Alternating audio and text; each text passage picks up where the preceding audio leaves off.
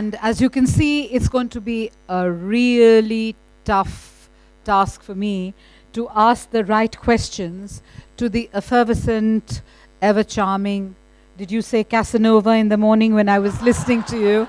No, I said they're trying to make me one. They haven't yet succeeded. So we have actually an interesting Casanova with us who's going to be really talking of why I'm a Hindu. Now, I think I just want to ask him one or two questions which have been kind of engaging me with. I'm going to begin with the one which is of deep concern to me, and then I'll go backwards and ask him, the usual suspects. First and foremost, Shashi, I have to admit that I was resisting reading your book, and I didn't read it for a whole year till Manjari said that, you have to be in conversation with Shashi. Now that was something which I thought would be very interesting. So like a extra keen type, I did read your book, and I'm really delighted to have read it. And I'm really happy that you have looked at Indian philosophy and the politics of how it is taken forward by various parties, and brings home to me the old adage of Marx which says religion is the opium of the masses. But when I looked at the book, the question which comes to me is that you've unpacked it wonderfully well, but you haven't really caught the elephant in the room, caste. Well, is the mic all right? Yeah, you can all hear me at the back? Okay. Well, I mean, the thing about caste is I do address it, but not in extensive detail. And I suppose the intellectual cop-out I've taken is I say that caste has to do with Hindu society, but not necessarily with Hindu religion. Having said that, I recognize it's partly a cop-out. What I have talked about in the book is that there are elements in Hinduism, and I think I probably need to rewind a little bit to my basic ideas of what Hinduism is about before I can explain why I felt free to elide the issue of caste. I came to my Hinduism in the English language, as I've talked about it, and to some degree in my parents' native Malayalam, rather than being a Sanskritist or a theologian, neither of which I am. So it's a book about the faith that I've seen, known, grown up with, practiced, heard about, read about, and studied. It's therefore a very personal view, but in fact, that's all right, because every one of us who calls himself or herself Hindu is entitled to their own view of what the faith is all about. And the reason that is possible is because Hinduism is precisely unique in that respect.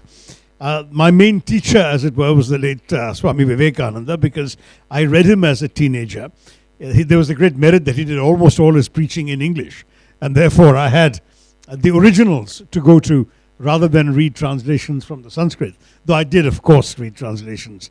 The Bhagavad Gita in 7 different translations, I think, and Rajaji's Mahabharata and Ramayana and all that stuff that we all have easy access to growing up in India. But Swami Vivekananda was a fascinating individual, because he traveled to the World Parliament of Religions in Chicago in September 1893. And he'd been given 5 minutes to speak because, who had much patience for this unknown, obscure Swami from a religion that no one particularly knew much about or cared to know much about. And then he stood up and delivered this electrifying 5-minute address, beginning with that immortal brothers and sisters of sisters and brothers of America, sorry. And when he finished his speech, there was a standing ovation, and they called him back again and again and again. He ended up delivering 5 separate speeches over the days of the conference, which collectively in many ways are amongst the simplest, shortest, and most cogent elucidations of the basic principles of Hinduism. And they've stayed with me since I read them as a child or as a teenager. One of the things that Swami Vivekananda said most effectively, and more effectively than many others, was this essential idea. He said, I'm proud to speak to you of a faith that has given the world not just tolerance but acceptance. Now, what did he mean by that? Obviously I learned the phrase as a kid, thought about it. The more I thought about it, the more I recognized the profundity of it. And I spoke about this, I think, this morning as well, that tolerance is something we're all taught in school in our history lessons as a virtue. A tolerant king is a good guy because he lets others be. But when you really think about it, tolerance is a somewhat patronizing idea. Because the tolerant person says, I have the truth, you are in error, but I will magnanimously indulge you in the right to be wrong. I'll let you be wrong. That's my tolerance. Whereas acceptance, which is what Swami Vivekananda says Hinduism is all about, is much more deep than that. Acceptance says, I believe I have the truth, you believe you have the truth, I will respect your truth, please respect my truth. And to me, that was a very, very fundamental insight into the strength of Hindu diversity and Hindu respect for others. Which meant that essentially, as Swami Vivekananda put it, quoting the Shiva Mahimna Stotram, just as many rivers flow from different directions, straight and crooked to the same sea, so also all ways of reaching out to the divine are equally valid. Ekam sat vipraha bahudavadanti. There is one truth, but the sages call it by different names. Which means that if all is the same truth, then, as he said towards the end of one of his 5 speeches, he said, in the name of he whom the Christians call Jesus and the Muslims call Allah and his prophet is Muhammad and the Jews call Jehovah, and he mentioned 4 or 5 religions, the Zoroastrians call this and we call that. In the name of all of this, who is one, I wish you all a successful conclusion to your conference, whatever. And that kind of idea that all of you are citing is essentially about the same thing was a central insight, and therefore the ability of Hindus to respect other faiths. Linked to that is that there was no one stipulation of how to be Hindu. We have no single sacred book, but multiple sacred books. We have no single pope to lay down the law, the catechism of the faith. We have no imams to issue us fatwas telling us, you can't dress like this, you can't eat that, you can't wear this, you must speak this way.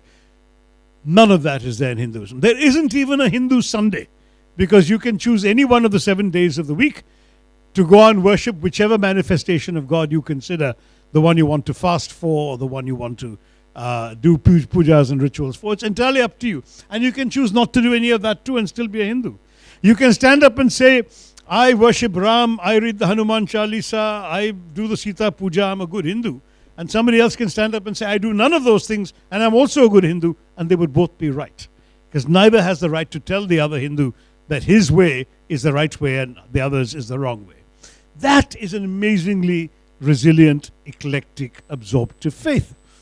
And on top of that, the original idea of the divine in Hinduism was of a profound amount of query and skepticism. The Rig Veda's creation verse, the Nasidya Sukta, actually ends with a verse that says, where did this earth come from? Who made all of this creation, this universe? Maybe he in the heaven knows, or maybe even he does not know. So that kind of skepticism, even about the omniscience of the Creator. The original idea of God in the Vedas is very similar to the Islamic idea. God has Brahman as the Nirguna Brahman. God without qualities, without shape, without form, unimaginable, perhaps an idea, perhaps a spark. But over 1,000 or more years of Hindu practice, the rishis and sages realized this wasn't enough for ordinary people. People needed something to focus their worship on. And therefore they would worship trees and mountains and rivers and fire and so on. So the rishis gradually evolved the concept of the Saguna Brahman, the God with qualities.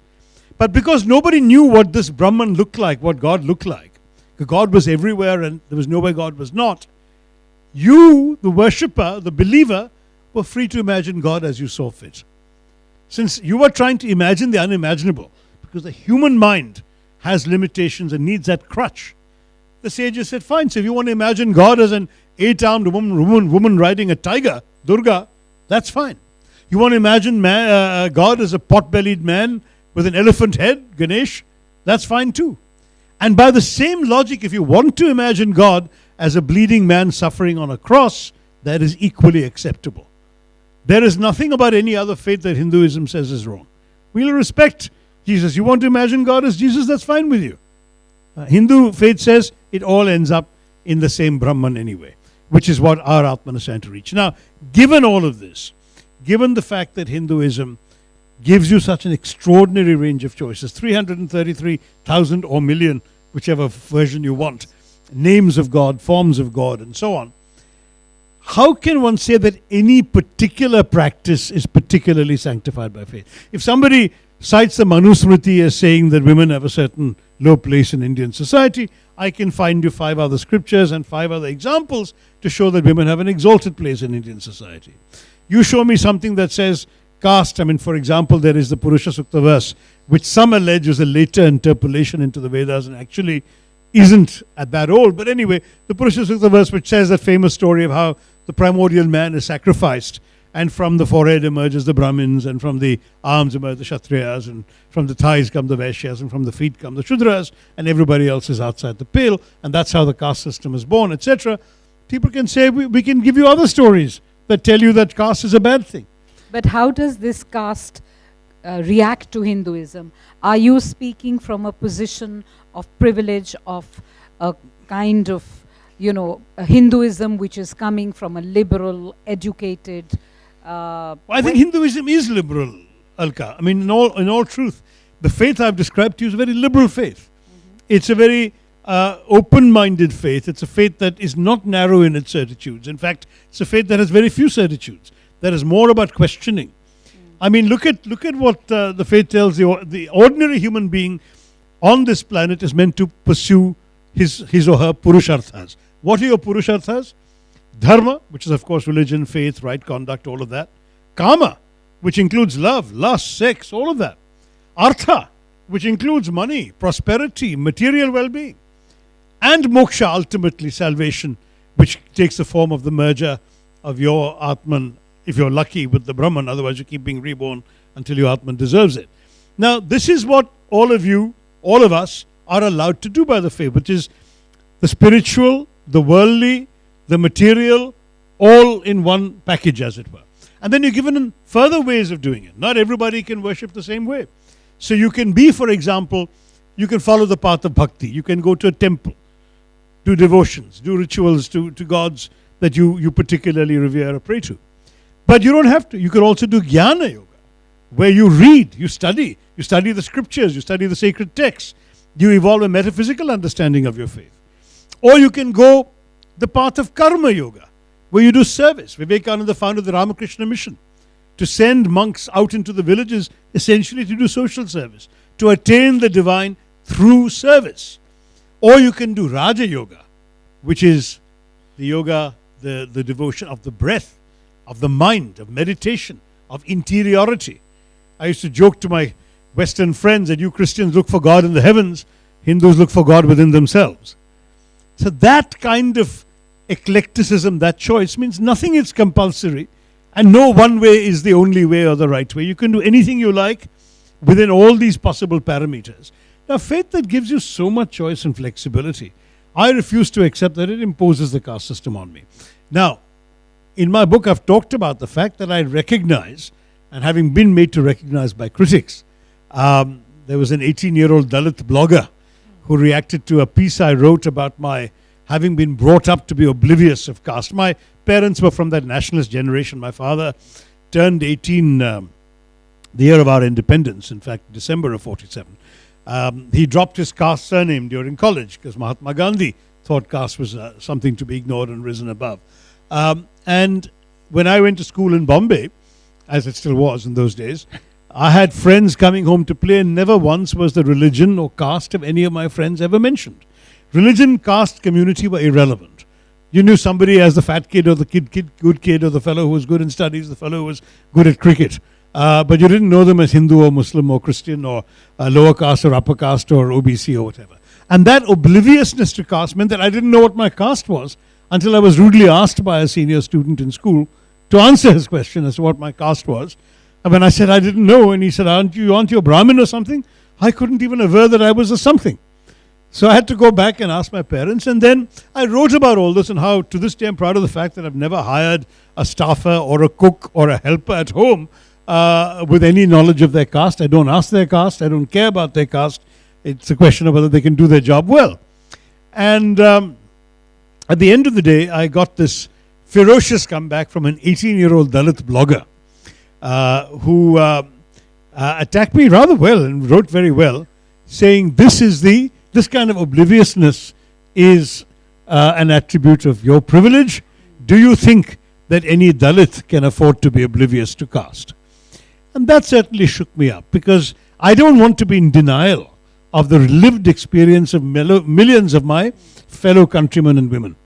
And this girl was writing from a position of suffering, but also of intellectual empowerment, that she had the education and the vocabulary and the courage to turn back and, say that essentially my indifference to caste was as bad in her eyes as either the patronizing attitude of some or the arrogance of others, that being oblivious was. So her argument was every one of us in India should be conscious of caste and should fight to overturn it, rather than saying it doesn't matter to us because only a few of us are in a position to say it doesn't matter to us. That is a fair critique, and I've said that in the book.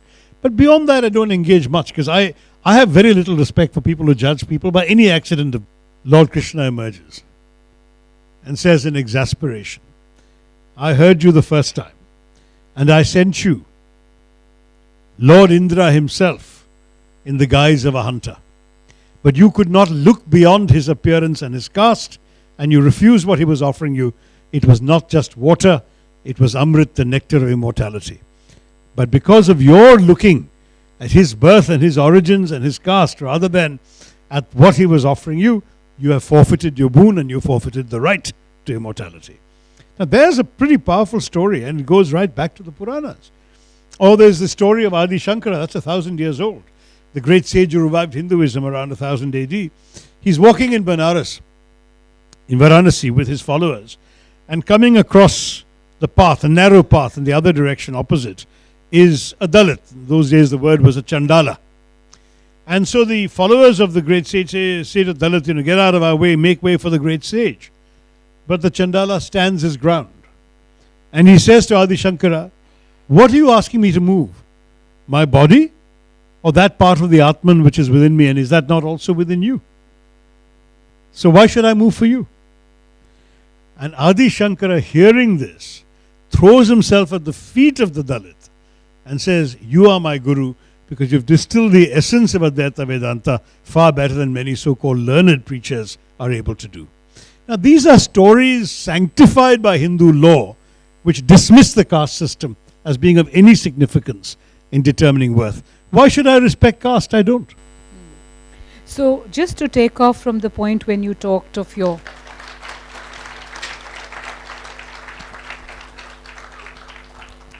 So just to take off from the point where you mentioned you talked to your Western friends about your thoughts on Hinduism, there have been a lot of Harvard-educated people, whether it's a Wendy Doniger or a Diana Ike or a Sheldon Pollock, who've written a lot on Hinduism.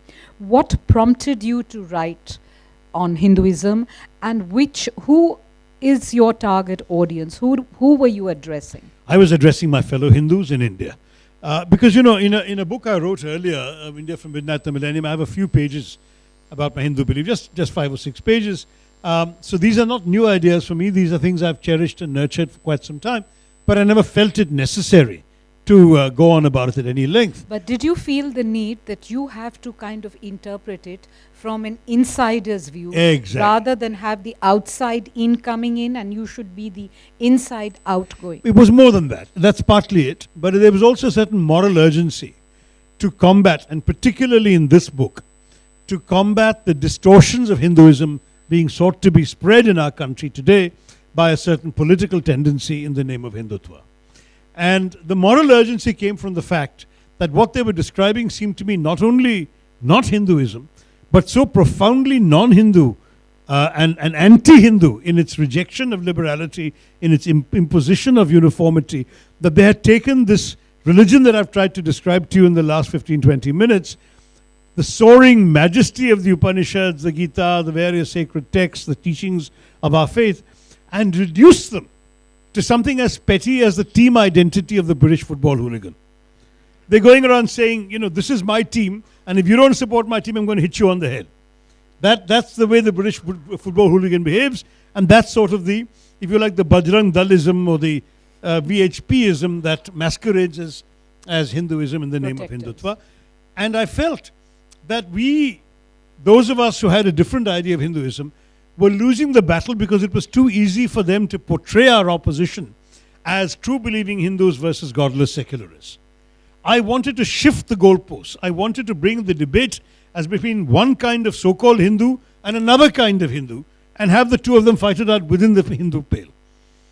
And I was very, very pleased that this book got the attention and the pushback it got from the other side, because they find it much more difficult to fight on this territory than they do against godless secularists, because they'll say, we are far more authentic, we are far more rooted, this country is full of people who consider themselves, who garv se kehte hain ki hum Hindu hai, that sort of thing. And for them, that's been their message. That's been an instrument of political mobilization.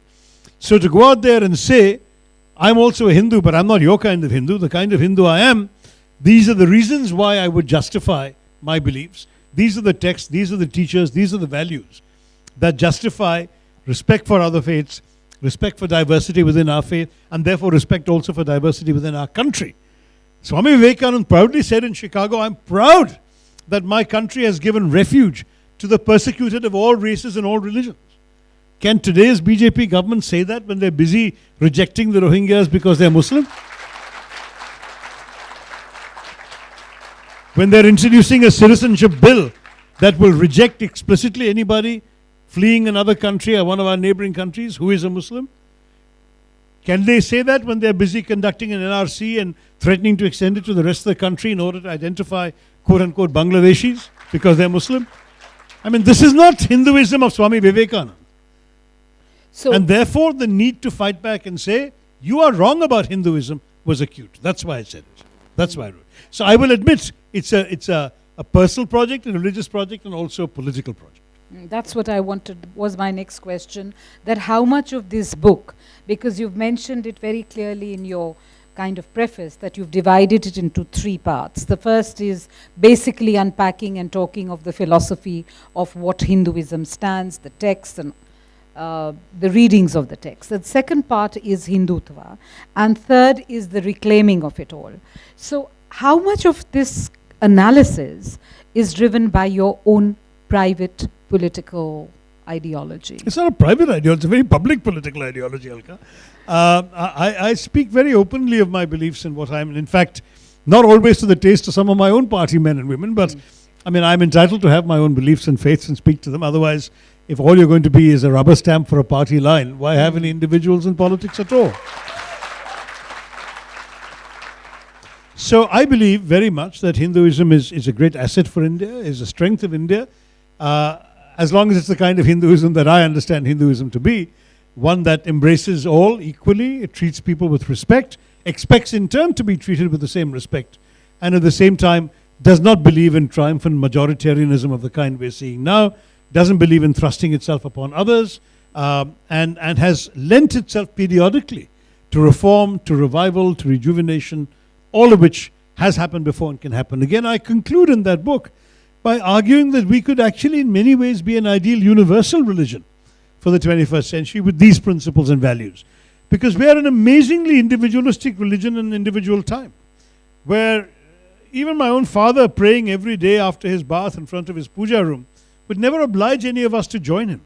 Because he said, essentially, you have to find your own truth. Religion is an intensely personal matter. It's a matter between you and your idea of the divine. You find your own truth. You read, you understand, you pray, let the realization come to you. Do as you see best and as you see fit for yourself. That's very Hindu. There's no other faith that says that. It's also very interesting that Hinduism is one of the few, perhaps the only major religion in the world that doesn't claim to be the only true religion. Every other faith says essentially you can only find salvation or God through me. Whereas Hinduism says all ways are fine. Worship and venerate any way you like. You'll end up where we want you to end up. So all of these things give us an amazingly useful faith, and the fact that we have so many different sources of religion, of philosophy, of tradition, it's almost like Wikipedia, anyone can come in, any sage, any preacher. But when Adi Shankara did his major revival of a then somewhat moribund and threatened Hinduism 1,000 years ago, he ignored the Vedas. He chose just 10 of the 108 Upanishads. He chose certain texts that he found foundational. He chose the Bhagavad Gita. And he did all his bhashyas or commentaries on these limited texts. And no one says that he's not authentically Hindu. You can choose. That's the great thing about this, from the various sources of faith and tradition that Hinduism offers you. That's what I've done. So is there, I mean, I would like you to read something from your book, which really, for you, is the essence of what you are. I know it's difficult. Difficult, because if you could do that in 5 minutes, No. then you wouldn't write 300 pages. Yeah, but What I but- could do is I could read from the very beginning, which will give you a sense of the tonality of the book and the range of its concerns, very briefly. And then I will read from the very end, yeah. which talks about the universality of the faith. Okay? So here's how the book begins. Why am I a Hindu? The obvious answer to this question is, of course, that it's because I was born one. Most people have little choice about the faith they grow up with. It was selected for them at birth by the accident of geography and their parents' cultural moorings. The overwhelming majority of Hindus in the world were born Hindu. A small handful inspired by marriage, migration, or philosophical conviction have adopted the faith, usually by a process of conversion unknown to most Hindus. Unlike that small minority, I was never anything else. I was born a Hindu, grew up as one, and have considered myself one all my life. But what does being a Hindu mean? Many of us began having to interrogate ourselves in the late 1980s, when the world media first began to speak and write of Hindu fundamentalism. This was odd, because we knew of Hinduism as a religion without fundamentals. No founder or prophet, no organized church, no compulsory beliefs or rites of worship, no uniform conception of the good life, no single sacred book. My Hinduism was a lived faith. It was a Hinduism of experience and upbringing, a Hinduism of observation and conversation, not one anchored in deep religious study, though of course the two are not mutually exclusive. I knew few mantras, just a few snatches of a couple of hymns, and practically no Sanskrit.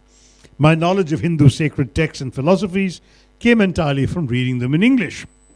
When I went to a temple, I prayed in an odd combination of English, Sanskrit, and my mother tongue Malayalam, instinctively convinced that an omniscient God would naturally be multilingual.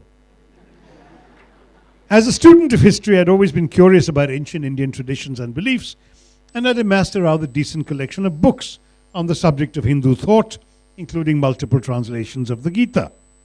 I'd also been a passionate follower of the thoughts and speeches of Swami Vivekananda, and then I go on to summarize some of the other writers and thinkers on Hinduism who influenced me. From these and others, notably my own father, I had acquired a set of personal convictions that made up my Hinduism.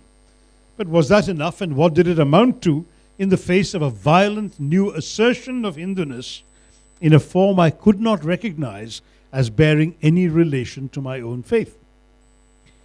The first challenge, of course, was definitional. The name Hindu itself denotes something less and more than a set of theological beliefs. In many languages, French and Persian amongst them, the word for Indian is Hindu. Originally, Hindu simply meant the people beyond the river Sindhu or Indus. But the Indus is now in Islamic Pakistan.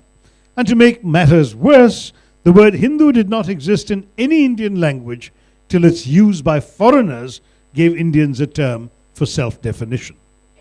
Hindus, in other words, call themselves by a label they didn't invent themselves in any of their own languages, but adopted cheerfully when others began to refer to them by that word. Of course, many prefer a different term altogether, Sanatan Dharma or internal faith, which we will discuss later, but not on this reading. Hinduism is thus the name that foreigners first applied to what they saw as the indigenous religion of India. It embraces an eclectic range of doctrines and practices, from pantheism to agnosticism, and from faith in reincarnation to belief in the caste system. But none of these constitutes an obligatory credo for a Hindu. There are none. We have no compulsory dogmas. This is, of course, rather unusual. A Catholic is a Catholic because he believes Jesus was the Son of God who sacrificed himself for man. A Catholic believes in the Immaculate Conception and the Virgin Birth, offers confession, genuflects in church, and is guided by the Pope and a celibate priesthood. A Muslim must believe that there is no God but Allah and Muhammad is his prophet. A Jew cherishes his Torah or Pentateuch and his Talmud. A Parsi worships at a fire temple. A Sikh honors the teachings of the Guru Granth Sahib above all else. There is no Hindu equivalent to any of these beliefs. There are simply no binding requirements to being a Hindu, not even a belief in God. So I'll pause there from the beginning. It goes on in that, but you get the tone. It's not a scholar's tone. It's a conversational tone, but it's all about it's all about how I understand my own faith. So, and then I want to come to the end or towards the end. In the 21st century, Hinduism has many of the attributes of a universal religion. A religion that is personal and individualistic, privileges the individual and does not subordinate one to a collectivity. A religion that grants and respects complete freedom to the believer to find his or her own answers to the true meaning of life. A religion that offers a wide range of choice in religious practice, even in regard to the nature and form of the formless God. A religion that places great emphasis on one's mind and values one's capacity for reflection, intellectual inquiry, and self-study. A religion that distances itself from dogma and holy writ, that is minimally prescriptive and yet offers an abundance of options, spiritual and philosophical texts, and social and cultural practices to choose from. In a world where resistance to authority is growing, Hinduism imposes no authorities. In a world of networked individuals, Hinduism proposes no institutional hierarchies. In a world of open source information sharing, Hinduism accepts all paths as equally valid. In a world of rapid transformations and accelerating change, Hinduism is adaptable and flexible, which is why it has survived for nearly 4,000 years. There's a lot more I could read, but I think we are probably going to run out of time if I do that. And, I end with the following lines, which I think I'll share with you. Hinduism does not seek to proselytize, only to offer itself as an example that others may or may not choose to follow. It does not share with the Abrahamic faiths a desire to universalize itself, yet its tenets and values are universally applicable. But first, it must be revived and reasserted in its glorious liberalism, its openness and acceptance, its eclecticism and universalism in the land of its own birth. As the Hindu hymn from the Brihadaranyaka Upanishad says, in words that resonate with meaning for every human being on the planet, Asatoma Sadgamaya, Tamasoma Jyotirgamaya, Mrityorma Amritam Gamaya. Lead me from untruth to truth, lead me from darkness to light, lead me from death to immortality.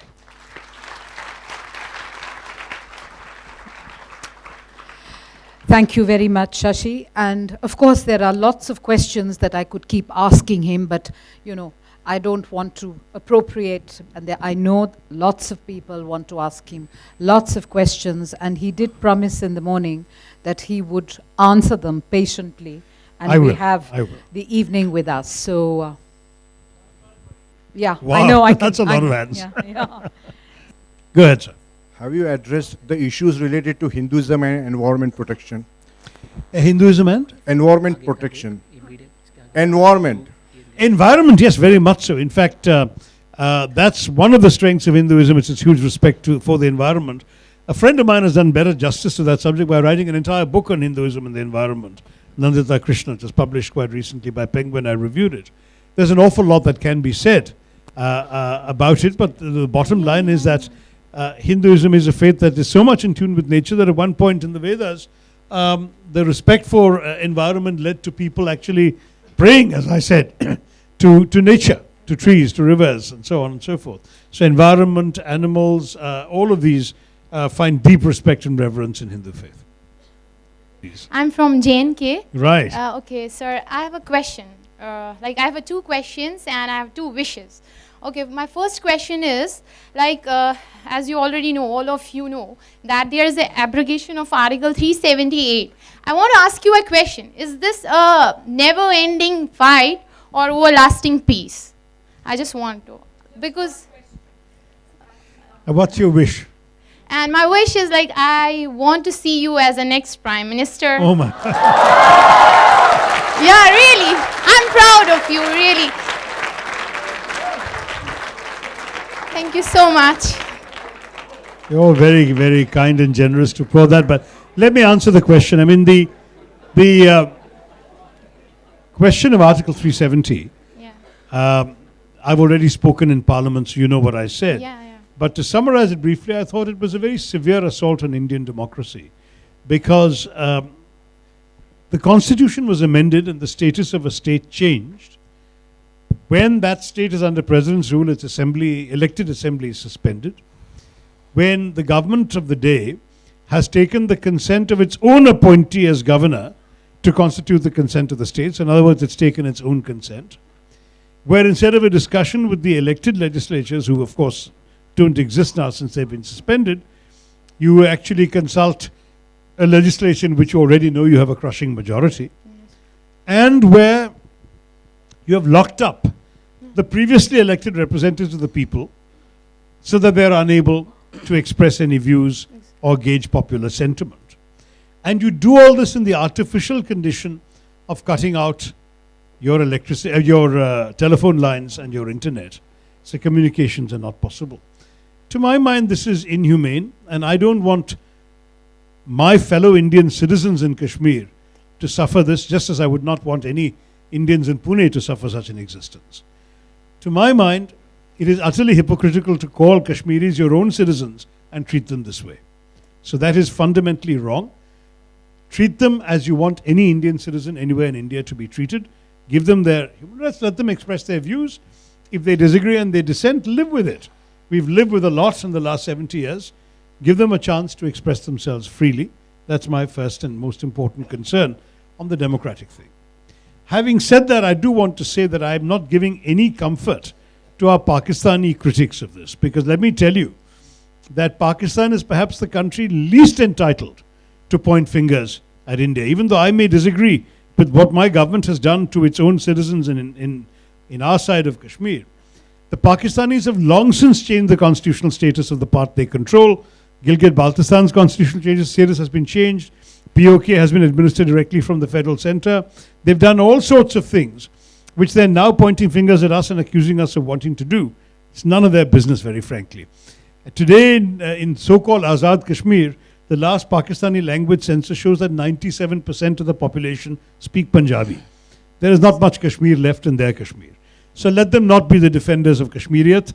I think we leave it to the Kashmiri people who are Indians to fight for their own rights within Indian democracy. But sir, how will we fight? We are locked down. We can't speak. They can't lock you down forever. And I think it's very clear that at some point they're going to have to open the doors, let the light stream in and face up to the consequences. How long can they go on doing this? Exactly. It is untenable domestically as well as internationally. And you know, more and more people are saying to the government of India, how long can you do this? We asked the question, why is our fellow MP Farooq Abdullah not sitting here participating in this debate? And we were told by the Home Minister of India, no less, he is free to come, he's enjoying himself in Kashmir, why should you complain? He's not under arrest. Now it turns out he's not only under arrest, he's been arrested under the Public Safety Act, under which he can be detained for a year. Yeah, exactly. So, what's going on? I mean, we are going to again raise this the next time Parliament convenes, saying, where is our fellow MP? I don't think the government can do this indefinitely. They'll have to wake up at some point and respond to the cry of Indian Democrats that doesn't want our democracy to be in danger.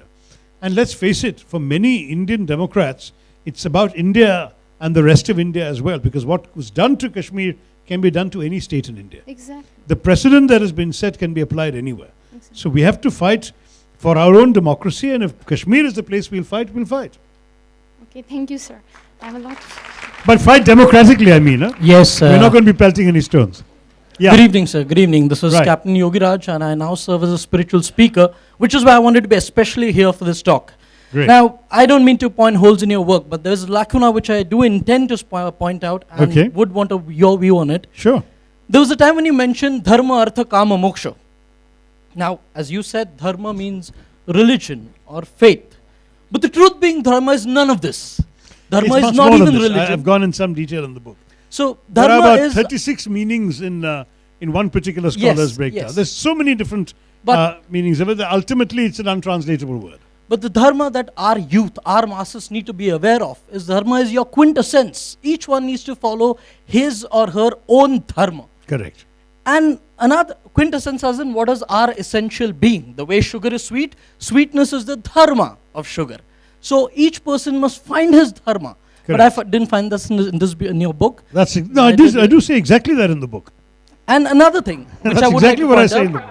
I think all you're reacting to is a quick summary in a conversation lasting 45 minutes. The one thing that I must point There are out 300 is, pages as in the book. Alka said, the elephant in the room, which is caste. Well, you didn't mention this, that caste, why it must be done away with? Because caste was never supposed to be that born from lineage. Caste, as Hinduism has prescribed, is each one's individual qualities which makes him a Brahmin or a Kshatriya or otherwise. So my father could be Brahmin, but I could be Kshatriya. Now this must be pointed out in this book because people need to be aware of it. Well, I couldn't, which is why I pointed this out here. Well, it's a good point, but I even though on this, as you know, there are unfortunately there's room for disagreement in that there are some texts that seem to imply that it comes from birth, and those who were on top of our society perpetuated the notion that this was a self-perpetuating distinction, which is what makes it so intellectually troubling for liberals like me. But it's also true that you can have the alternative interpretation that you've just said, which is that since the notion of caste became linked to professions, when you were good enough to be in a particular profession, that determined your place in the caste hierarchy. So theoretically, under such an interpretation, say a Dalit professor is like a Brahmin because he is advancing learning. Now, I wish that were true, but we all know that a Dalit professor is treated as a Dalit first and as a professor second by some Brahmins. I'm not saying everyone has biases, but those who do, they still look at it as a social distinction perpetuated by birth. And as a result, I chose to deal with it the way I did in the book. But my book is not principally about social circumstances. And this is a social issue and a political issue. Ambedkar Sahab has written far better about it than any of us can.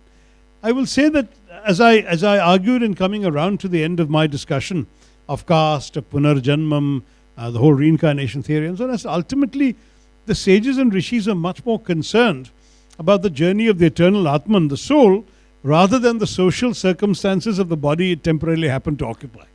And that ultimately was my excuse for not spending more time on that aspect of the subject. I agree, sir. But here, as you said, just one small thing, if There I are may. 25 hands up, you can't monopolize. I hope I can ask you something later. Thank you. I'm sorry.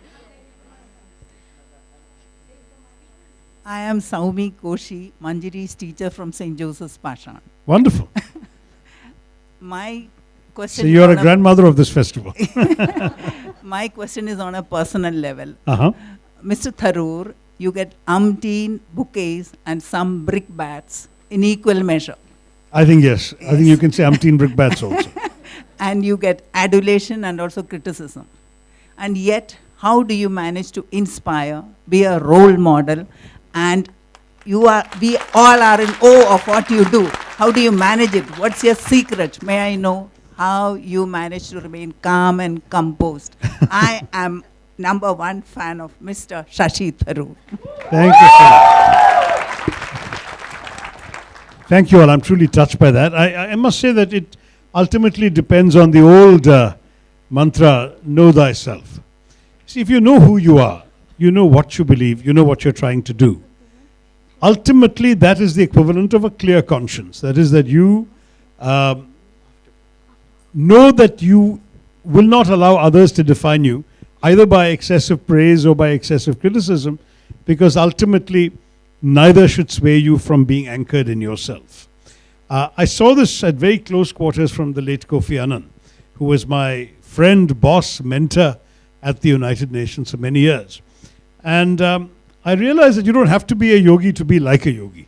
This was a man who was very, very wonderfully anchored in himself, who was almost immune to both pressure and pleasure. In other words, people couldn't get them to do what they wanted him to do because he knew what his core beliefs were. But equally, he didn't let his head be swayed too easily by people praising him or flattering him, or the psychophancy, which sadly is very often manifest in our politics and so on. And from that I learned a lot. Be true to yourself. Know yourself first of all. Know what you are capable of, what you value, what you believe in, how you want to live, and be true to that which you know of yourself. I think if with that you can, rather than teach or preach, you can just be an example. And in many ways that is sort of the Hindu way, you know. I mean, it's, as I said, just as we don't proselytize, I don't need to go around telling people, quote unquote, be like me. I will be who I am, and I hope they will be who they are. But if by being who they are and seeing who I am, they feel they can benefit in some way and change in some way for the better for themselves, then I'll be happy. I'm often asked to address student groups, convocations, you know, school leaving or college leaving ceremonies. And I always ask, what kind of advice would you give the kids? And the simplest advice I can give people is, be the best you that you can be. Don't let yourself down. Find out as you're growing up what you're capable of, develop that to the best of your ability, and do it. Strive to fulfill the best that you can be. But nobody else can be you. So as long as you are the best version of yourself, I think everything else will follow. I've tried to do that. Good evening. I have two questions. Choose whichever you'd like to answer. So my first question dates back to 2007, when in a conversation with Riz Khan, you said that as soon as, I mean not as soon as, but of course once UN was behind you, you would write a piece of fiction that would relate to your experiences at the UN. When is that coming out? That's point number one. The second one is related to this conversation. I'd like to know, was there a single experience, a defining experience at the United Nations that made you feel proud of yourself as a Hindu? Thank you.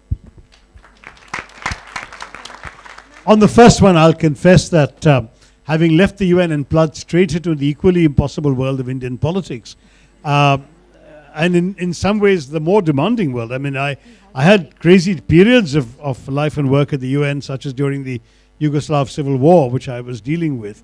But Indian politics is like constantly being in a civil war. So the demands and pressures are so great that to contemplate fiction has genuinely been impossible. I'll tell you why. Fiction requires not just time, which is scarce enough, and all my writing I have to carve out time, whether it's at midnight or on a plane or wherever I can to write. But you need not just time, you need a space inside your head. And that space inside your head is to create an alternative universe, a fictional universe, a palace of illusions, a glass palace, to use Amitabh's phrase, which must be as real to you.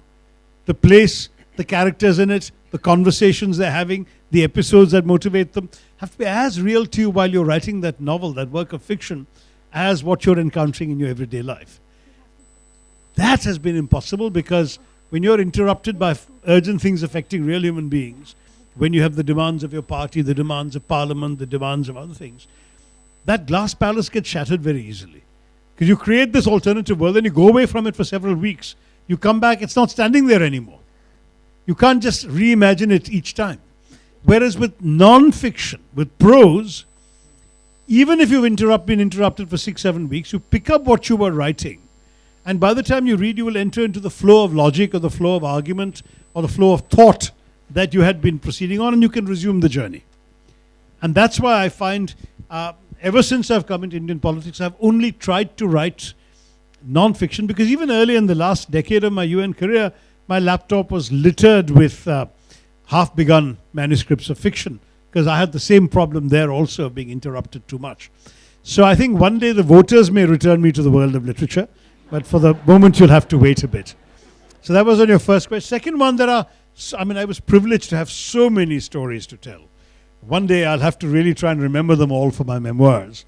But if you want one story from my relatively young years, when I was heading the UN High Commissioner for Refugees office in Singapore, at the peak of the Vietnamese boat people crisis, these poor Vietnamese fleeing communist autocracy on little boats and looking ideally to reach the shores of the neighboring coastal states, and sometimes succeeding, sometimes failing, and sometimes being rescued as they were failing on the high seas by merchant vessels. Now, the ones who were picked up by merchant vessels and brought into Singapore were looked after by my office. Now, I just recount one particular tale of a family, a young family, that left Vietnam in a tiny boat. They cannibalized a tractor engine to give the boat some power, and they headed out to open sea. Needless to say, the tractor engine conked out. The boat started drifting aimlessly in the South China Sea.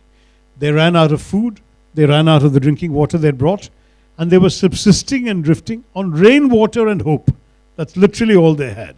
But they had two small infants. One was a freshly born baby, a few months old. The other was a toddler, a year and a half. How are they going to live on rainwater? So you know what the parents did?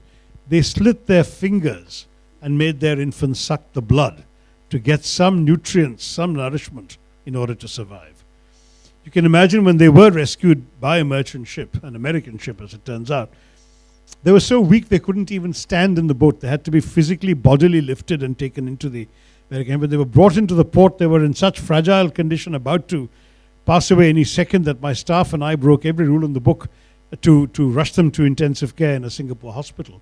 And then to see that same family a few months later, not only out of the hospital, but also out of the refugee camp we ran, well-dressed, well-fed, healthy, setting out for new lives in the US, which had rescued them.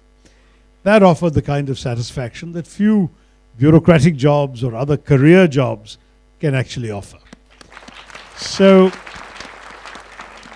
day after day in the course of my UNHCR work, and even part of my later work in peacekeeping and so on, I was able to put my head to the pillow at night, knowing that things I had done during the day had made a difference to real human beings' lives. And that's always motivated me, and today I hope it continues to motivate me in politics. The day that motivation disappears, I won't stay, because the whole purpose of, in a democracy, why are you in politics? Because politics is the best way to advance the fortunes of your fellow citizens. And I find that if you want to make a difference to the largest number of people in a democracy, politics is the best way to do it, provided you succeed. Obviously, if you're constantly out of power and just railing against forces that are impregnable, then the frustrations may outweigh the successes. But doing what you can from whatever position you've been given to influence these things is important, and that's what I'm going to try and do. The mic's going around. When you raise your hand, the mic will come to you. Good evening, everyone. So I was eagerly waiting, sir, for this opportunity to ask you a question. So Dr. Tharoor, so I would like to ask you a question that the current ruling party, so they are moving ahead with their own organizational motive. Yes. So how is there a constructive way out for the development of this nation in cooperation with the government servants and the politicians, so that it benefits each and every citizen of India from the ground level to the high profile people, like top-notch people? It's a very difficult one to answer, because the truth is that each political party has their own style, their own way of doing things, and as you rightly said, the ruling party has a very effective organization, probably arguably the most effective we've seen. The Congress party had a major organization during the freedom struggle. It was the only party in the country present in every village, every mohalla, every quarter of every neighborhood, with a sense that politics was about social service, that the job of the Congress Karyakarta was to go out and help ordinary people. And where it works, that's exactly the way it works. So in Kerala, for example, I know that the party is not just about fighting elections every 5 years. In between, you've got people helping old women to deal with government bureaucracy, helping some poor illiterate person or semi-literate person, no one's illiterate anymore in Kerala, but to deal with getting a ration card or getting her BPL status recognized by the authorities, dealing with the politicization of our system. In Kerala, when the communists are in power, if you're known not to be a communist supporter, you'll never get your BPL card, even if you're starving on the road. And so the party workers have to go and fight and demand rights and all that. And they do that. And they've been very much engaged with communities. And I'm frequently called. I remember a call one night from somebody saying, we can't call the MLA because he's from the other party, we're going to call you. Here's this old lady whose home has been broken into by a gunda, and the police won't take action against them because he belongs to the ruling party. You've got to do something. So I called the commissioner, who's an IPS officer. And the IPS tends to be a little more neutral politically, not always. But this guy, I said, how can This chap has gone and vandalized a home, broken her furniture, assaulted her, and your police locally won't even investigate, your local sub-inspector. Overrule him and go yourself. And the officer was, of course, a young man, but still is in the IPS, agreed, and he went and was able to give the old lady some relief. And that happened because a local Congress worker living in that very slum where this incident happened went and saw the lady to commiserate, found out the problem, discovered the local cops, and the local police station would not intervene, and called me. That's one example, but there are lots more examples. This is the way in which parties can use their organizational structure to make a difference to real people. Now you ask about government servants and bureaucrats. Government servants are meant to be neutral. I agree with you, many are not, but in principle they are.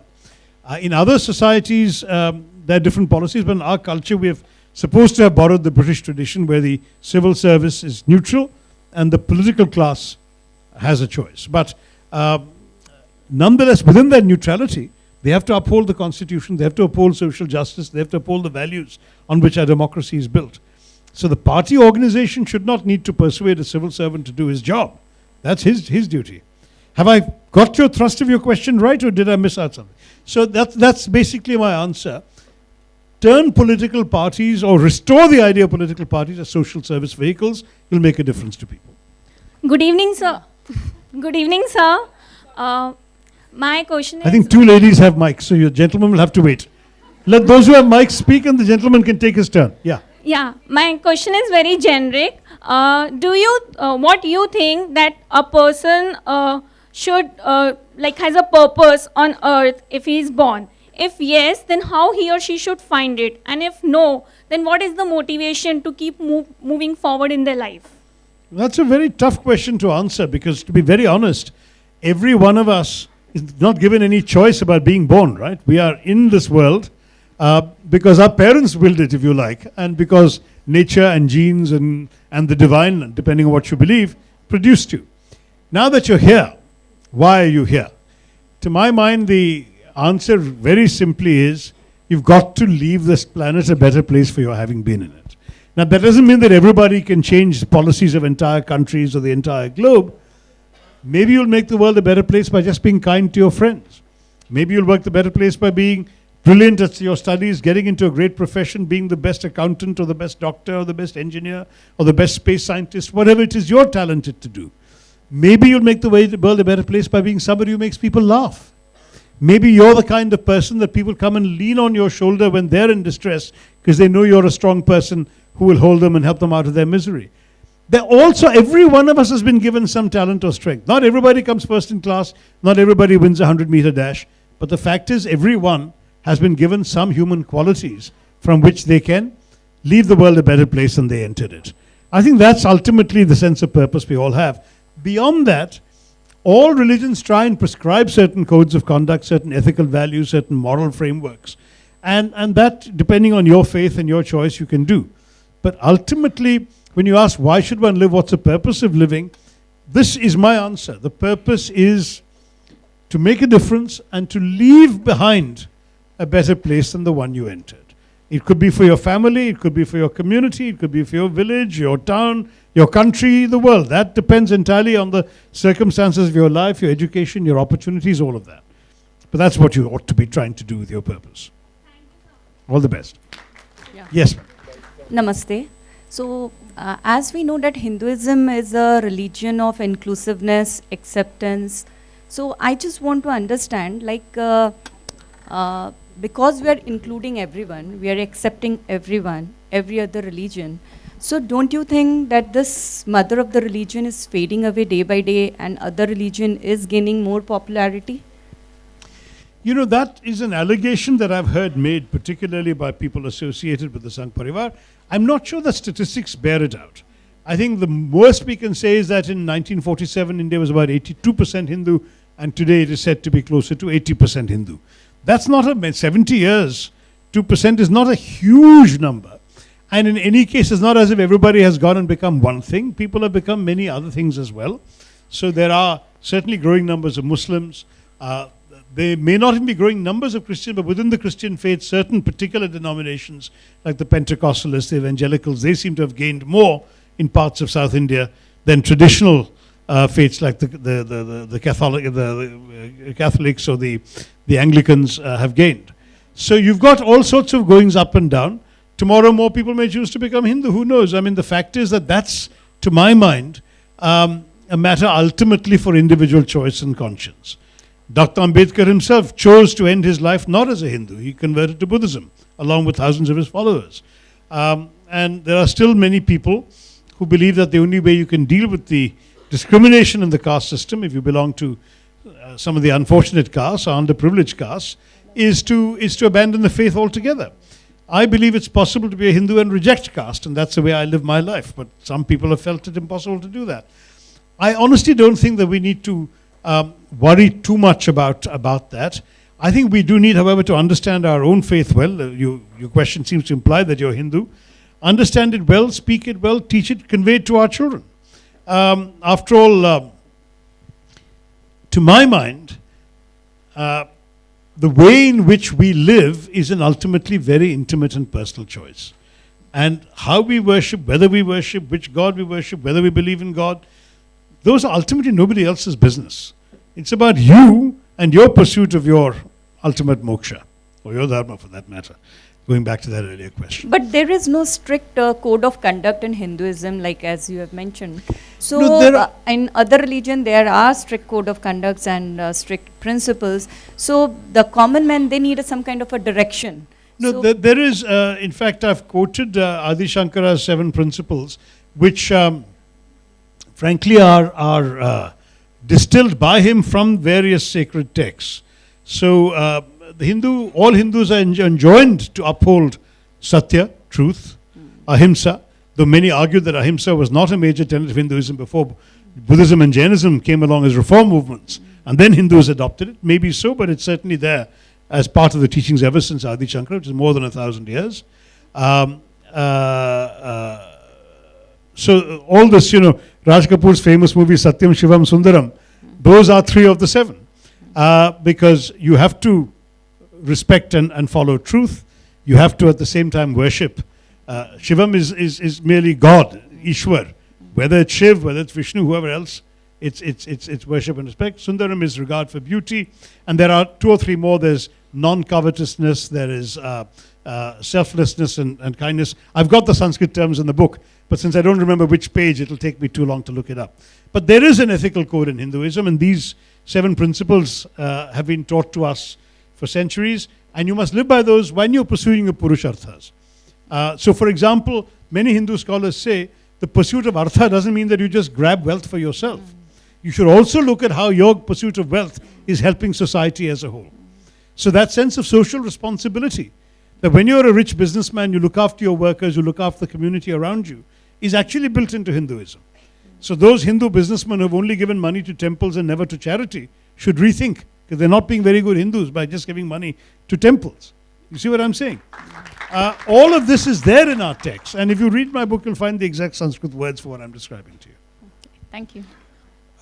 Mr. Tharoor, you are so well educated, so intelligent. You are, most of us feel that you are the right person to lead this country as a Prime Minister. Very generous, thank you. My question is coming. There's a but there. You are in a party which is more than 100 years old, which has contributed to the freedom struggle, freedom movement. I'm sure there are many other leaders like you in your party. Now, under the circumstances, how do you feel when you see that some dynasty is ruling you, as president of the party, years and years and years on? How do you feel? Don't you feel suffocated? It's a fair question. Let me respond to it sincerely. A party for me is a vehicle to promote my ideas. I didn't acquire my ideas or my ideology from the party. Before I came into the party, I've been writing books, making speeches, articulating a vision of what I believe in, the principles, the values, the liberality I've described to you. This is part of who I am. So when I had an opportunity to come into Indian politics, I was looking for the party that corresponded most closely to my views and beliefs. And of the parties available in this country, one which seemed to me to have the mixture of liberal values and principles, concern for social justice, and at the same time, a respect for inclusiveness and progressiveness was the Congress Party. And if you look at the other parties that claim some of the same things, they're only regional parties. So they don't have a national vision, let alone an international one. I was coming from a lifelong of international service, and I wanted to come into a national party so I could serve the whole of India and not just my state or any one state. With that belief, I accepted the invitation of the Congress Party to join them. Now, when you join a party, because it embodies the right values and principles, you have to accept the party as it is and serve your time within it. That's true of any institution. If somebody joins your company, you expect him to accept the company as he finds it, accept the CEO and the CFO and so on, but then work within it and establish his credentials, perhaps make the case for changes, improvements, that's fine. But do it from within the system and accepting the reality of the system. That's what the people that you've mentioned, including myself, find ourselves doing. We accept that the party is the right party for our beliefs and values, but we also accept that the party's DNA is inextricably linked to that of the Gandhi-Nehru family, and that, if you like, that's part of what we have to accept when we come into the party, because that's what the party workers want. I've called for an open process of elections to elect the leader, but I can assure you I have no doubt that if there is a free and fair election in the Congress Party amongst party workers, and anyone from the Gandhi Parivar is a candidate, they will defeat any one of the other leaders because party workers want them. Party workers are convinced that they embody the values, the spirit, the ethos of the party, that they will win votes, that they will attract support, and they'll attract the loyalty of the party workers and keep them united. These are not small things for a political party.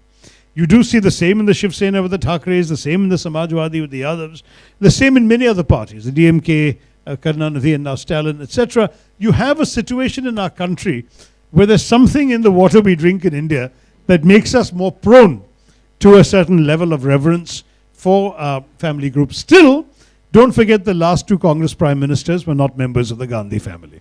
So it doesn't mean the presidency of the party, the leadership of the party, clearly the party workers think it's safest in the hands of a member of that family.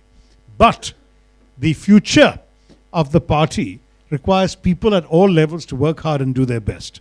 I'm proud to say I think our party has a deeper bench strength of qualified, experienced, able people ready to take on various jobs in government, in parliament, in the administration, more than the ruling party after 6 years in power can boast. So I think that is the Congress Party's strength. And the fact that so many talented people are attracted to it is a good sign that dynasty alone is not enough to discourage talent. My name is Sonu, and I want to ask a very simple question. Your book name is Why Am I a Hindu? Why I am a Hindu. Yeah, why am I a Hindu? No, why I am a Hindu. Yeah, okay. Why I am a Hindu. There we are. When the world is voting or electing Putin, Trump and Modi, the likes of this is shifting the world population is, there are people who are voting for these people. How do I remain a Hindu? That's a very interesting question. Because, I mean, the point is that, as I've explained in the book at some length, and I hope in the conversation with Alka ji also, you be your own kind of Hindu. You don't have to be like Mr. Modi or like anybody else. The truth is that being a Hindu is ultimately a personal thing, it's a cultural thing, it's a religious thing, it's a philosophical thing, it's a way of life thing, it's all of those things. And every individual can choose. In fact, the most recent book I've written is called The Hindu Way. And I explain this is a misnomer because there's no one Hindu way, there are multiple Hindu ways, and that everyone is free to pursue their own particular way. Having said that, what Mr. Trump and Mr. Modi represent is a trend, a tendency or a trend in the world that goes well beyond religion. For both of them, I would argue that religion is merely an instrument to advertise a certain rootedness, a certain authenticity, a certain rejection of cosmopolitan elites, whether it's secular elites here or whether it's Goldman Sachs elites there. They are all talking about the fact we are more authentic, we are more rooted, we are more real, and religion is part of their realness. There's a very interesting David Goodhart, a British philosopher, who has argued that the real battle in the world today is between the somewheres and the anywheres, by which he means not religion but place. that the anywheres are people who are comfortable anywhere in the world, equally comfortable in any business class lounge in Davos and whatever, any literary festival, can speak comfortably and be at home everywhere. Whereas the somewheres are people who are rooted in one particular place, one way of life, one religion, one ethnicity, one kind of food practice, whatever it may be, they're rooted in a somewhere. Now, Mr. Trump has essentially lived a life of an anywhere, but has won the election as a somewhere. Make America great again. And, with very clear coded messaging to white voters, certain kinds of Christians, all this sort of messaging. And Mr. Modi similarly is a somewhere, though he would argue, of course, that he's now becoming an anywhere because he jets around the world and hugs world leaders everywhere. But he is rooted in Indianness. He says he's rooted in Hindutva. He's rooted in, as in Ma Ganga has called him to come and contest from Varanasi. So all of these messages are also coded messages to his base. And his followers tell you, if you don't agree with Mr. Modi, go to Pakistan. I mean, I said, if you want to send your critics far away, why not suggest Canada? But no, Pakistan, because of the religious message. You see, you must be a Muslim or a Muslim lover, so you go there. Otherwise you would agree with us. That's the kind of subliminal messaging that's coming across. Now, this in both cases is politics. To my mind, it has nothing to do with religion, nothing to do with Hinduism. It has to do with political messaging. Please see it for what it is, and you be the Hindu you want to be. I think it'll have to be the last question, Alka, because I am hideously late for my next appointment. I still have a lot of books to sign, I guess. So one last question, and thank you all. Hello, sir. Last evening, Vikram Sampath was here, and he talked to us about the heroic part of Veer Savarkar. He went on to say that Savarkar was the motivation behind behind Bhagat Singh and also Subhash Chandra Bose. And he also ended by saying that Savarkar acted as a Gangotri of motivation to many freedom fighters. I have read your reviews in Why I'm a Hindu and other columns about Savarkar, and you have clearly criticized him, and you have also said that Savarkar's ideology of Hindutva is not applicable and it should not be applicable in contemporary India. So my question as a reader is, which version is truer version? Yours version or Sampath's version? Read both and judge for yourself. I haven't read Sampath's book, though I've read some excerpts from it.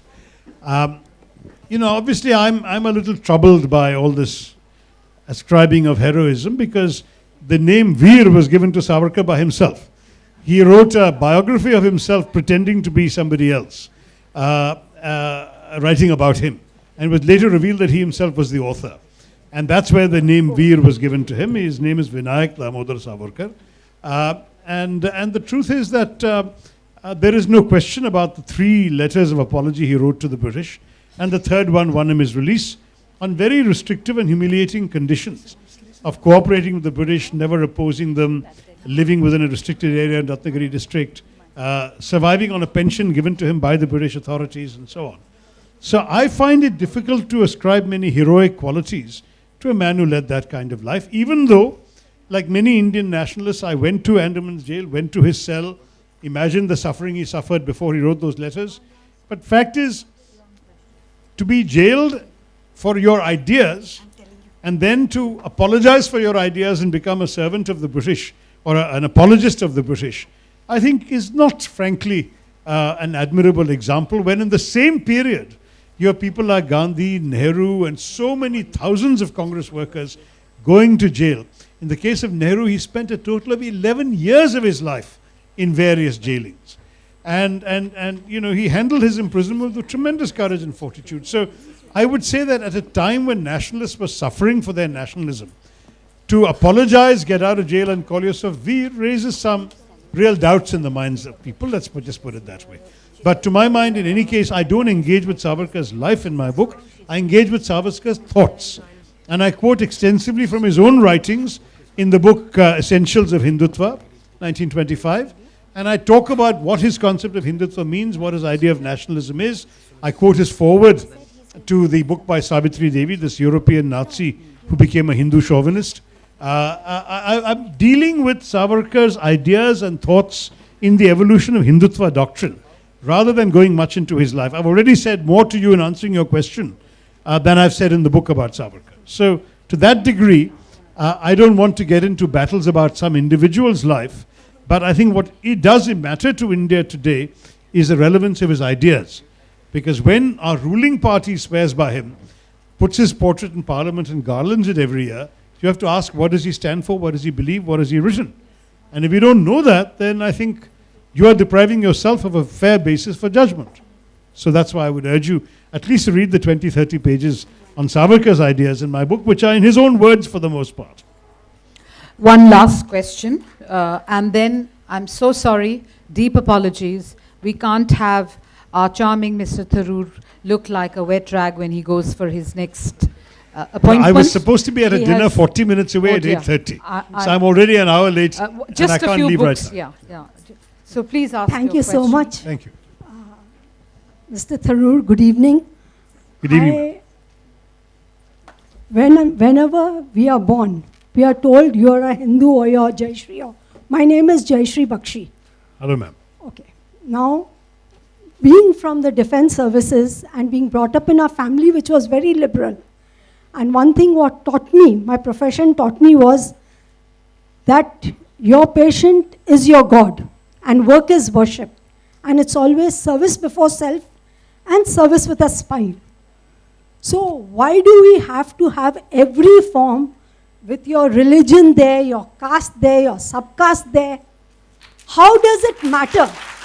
And what my father's name is, or what my mother's name is, or what her religion was, or what his religion was, or whether they were married or living in, how does it make a difference to what work I'm doing professionally and how I'm contributing to the nation?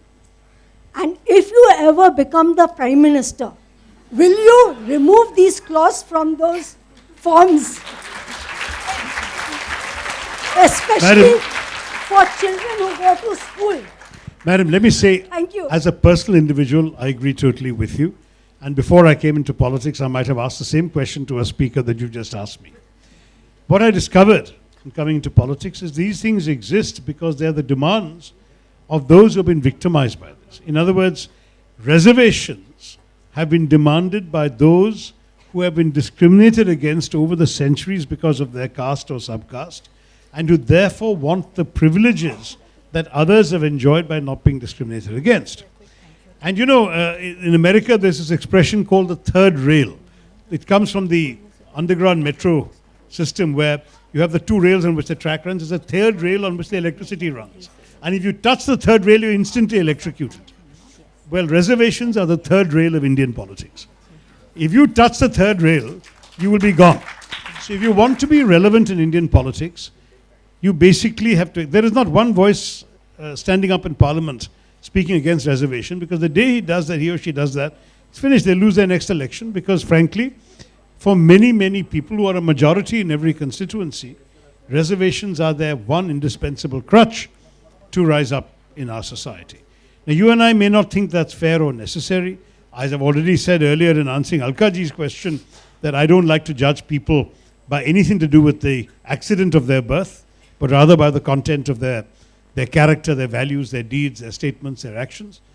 But the truth is that in our politics, that is not a realistic option. See, in a democracy, we have to go along with the wishes of the majority. And today, I can assure you that just as the Dalit reservation, which was initially expected to be for 10 years, and which Dr. Ambedkar in 1955 actually called for its removal, saying it was leading to more discrimination against Dalits, that has now become permanent, and no one really quarrels, because we say for 3,000 years, Dalits have been badly treated in this society. We owe it to them. Then came the OBC reservations, which came only at the end of the 80s, 89. Now, those reservations were also seen by the beneficiaries of it as a permanently acquired right. Now you're looking at more communities wanting to be included in the list of castes and subcastes eligible for reservation. In every state there is an agitation. Your own state, the Marathas.